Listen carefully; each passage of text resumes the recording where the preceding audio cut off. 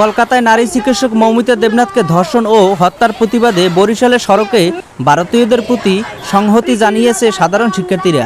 রবিবার 18ই আগস্ট সন্ধ্যা 7টায় Ashwini Kumar town hall সদর রোডে সংহতি জানিয়ে তনু থেকে মৌমিতা, বরিশাল থেকে কলকাতার ব্যানারে প্রতিবাদী আলোর মিছিল করেন তারা। কর্মসূচিতে ধর্ষণ বিরোধী বিভিন্ন প্লাকার্ড হাতে we want justice, no more rapist, justice for Moumita, justice for Moumita বলে স্লোগান দেন শিক্ষার্থীরা। স্লোগানে পুরো শহর মুখরিত হয়ে ওঠে।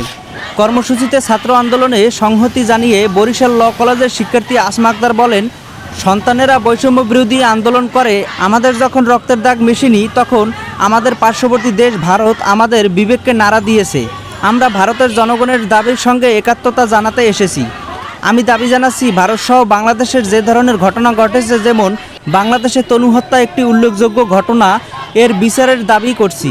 বিগত সময়ে যে ধর্ষণ ও হত্যাকাণ্ড ঘটেছে, আমরা তার বিচার চাই।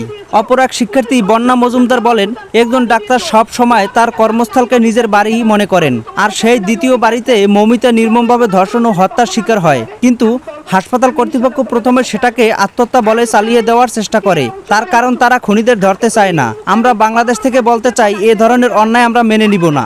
মোমবাতি প্রজ্বলন ছাড়াও ধর্ষণ বিরোধী কবিতা মোমবাতি প্রজ্বলন করে জাতীয় সঙ্গীত পরিবেশন করা হয় নগরীর কেন্দ্রীয় শহীদ মিনারে। প্রতিবাদ কর্মসূচিতে বিভিন্ন শিক্ষা প্রতিষ্ঠান, বিভিন্ন বিভাগের সহস্রাধিক শিক্ষক শিক্ষার্থীরা উপস্থিত ছিলেন। প্রসঙ্গত, গত শুক্রবার 9 আগস্ট ভারতের কলকাতা আরজি কর মেডিকেল কলেজ হাসপাতালের ভিতরে মৌমিতা দেবনাথকে ধর্ষণের অভিযোগ ওঠে। আরজি কর মেডিকেল কলেজে স্নাতকোত্তরের দ্বিতীয় বর্ষের শিক্ষার্থী ছিলেন মৌমিতা। শুক্রবার দুপুরে আরজি কর মেডিকেল কলেজ হাসপাতালের সেমিনার হল থেকে মৌমিতা দেবনাথের রক্তাক্ত মরদেহ উদ্ধার করা হয়।